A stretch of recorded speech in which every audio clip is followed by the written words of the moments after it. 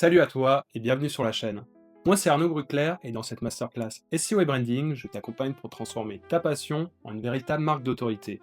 Dans cet épisode, on va parler des différentes techniques pour optimiser le contenu de ton site. Tu verras que ça aura un impact direct, que ce soit pour ranker sur Google, capter l'attention de ton audience ou augmenter tes conversions.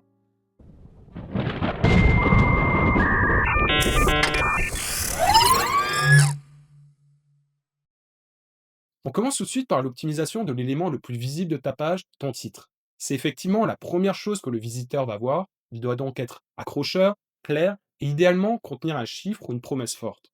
Par exemple, cette erreur à éviter quand tu crées ton site. Ou encore le guide ultime pour optimiser ton contenu. Mais attention à ne pas tomber dans le titre putaclic vide de sens. Ton contenu doit tenir la promesse du titre, sinon tu perds en crédibilité. On enchaîne avec l'un des points essentiels qui est de proposer un contenu qui répond directement à la recherche de l'utilisateur.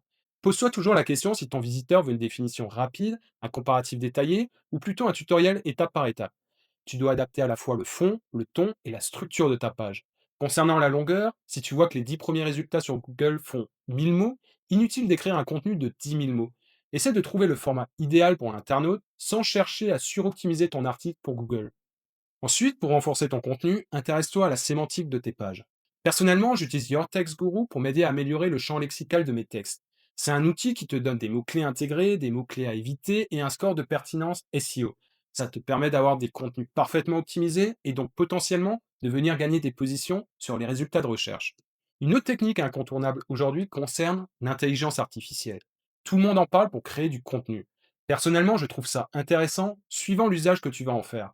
Si c'est pour faire des définitions, des petits textes informationnels ou des textes qui ne demandent pas une grande expertise, je pense que c'est une approche intéressante et très économique. C'est même beaucoup plus intelligent que de produire du contenu offshore parce que tu obtiendras un minimum de qualité. Après, pour des sujets vraiment de fond, je trouve que l'usage est trop limité, surtout si tu ne donnes pas assez de données en entrée. Il vaut mieux passer par un rédacteur qui sera expert sur le sujet et qui sera capable d'apporter son propre style. En dehors de la production pure de contenu, l'IA est un très bon assistant pour la rédaction. Je m'en sers notamment pour corriger les fautes d'orthographe à grande échelle. J'ai par exemple sur l'un de mes projets corrigé plus de 600 000 mots pour 20 euros grâce à un script que j'ai développé. Ça aurait été impensable humainement. L'IA m'aide aussi à trouver des idées pour mes plans de contenu, à lister des questions fréquentes pour les FAQ ou encore à imaginer le persona cible. Elle est également très utile pour les traductions localisées par pays. Par exemple, le Portugal et le Brésil parlent la même langue, mais certaines références culturelles, comme le titre La Belle et la Bête, ne sont pas les mêmes dans les deux pays. Pour revenir à l'optimisation de la structure du contenu, je te conseille de placer en haut de ta page les informations clés, que ce soit des définitions, des résumés ou des réponses directes à une question. Ça te permettra de capter beaucoup plus vite l'attention de l'internaute et donc d'avoir une meilleure rétention sur ta page.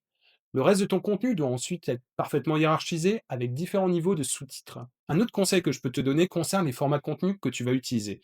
Il y a bien sûr le texte, mais tu peux également l'enrichir avec des tableaux, des cartes, des images, des infographies, des schémas et même des vidéos. Si tu vois que toutes les pages bien positionnées sur une requête ont une vidéo, alors mets-en une aussi, hein. Et si tu veux un rendu pro, regarde des bibliothèques comme Shutterstock, tu trouveras des contenus de très bonne qualité, prêts à l'emploi. L'avant-dernier conseil que je peux te donner concerne le maillage interne. Plutôt que de mettre un contenu trop long sur une seule page, je te conseille de créer une page principale, type sommaire, d'y résumer chaque partie et de renvoyer vers des sous-pages plus détaillées. C'est excellent pour l'expérience utilisateur, le maillage interne et le SEO. Et bien sûr, pense à lier l'ensemble des contenus de ton site de manière cohérente, que ce soit avec des blocs automatiques ou des liens manuels. Enfin, la dernière astuce pour optimiser ton contenu est de t'assurer qu'il est toujours à jour. Une page mise à jour régulièrement rank mieux. Et dans certains cas, ça peut même être automatisé. Tu peux par exemple intégrer le mois et l'année en cours dans un titre ou une introduction. Mes rédacteurs le font en utilisant une variable sur mes projets. Tu peux aussi insérer des tableaux de prix dynamiques et des graphiques mis à jour par des flux de données. Le mix parfait, selon moi, c'est du contenu texte evergreen combiné à des données dynamiques qui évoluent constamment. C'est exactement ce que font les pages catégories de gros sites e-commerce et tu peux réutiliser le même modèle pour plein d'autres types de contenus, hein. C'est tout pour cet épisode. J'espère qu'il t'a plu. Si c'est le cas, pense à mettre un like et à t'abonner à la chaîne pour soutenir la masterclass. Et si tu veux retrouver cet épisode avec des bonus supplémentaires, tu peux te rendre sur mon site internet. Le lien se trouve dans la description. Je te donne rendez-vous dans le prochain épisode. À très vite.